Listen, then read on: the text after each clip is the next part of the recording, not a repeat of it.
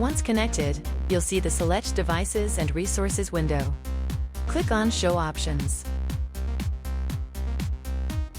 You can save the settings you configure if you want. Note that doing so will prevent this window from appearing when you connect to the virtual machine. Select Local Resources. Go to More. Expand Drives. Here, you can either select a specific drive or select all. This will link the selected from the host machine to the virtual machine. Press Connect.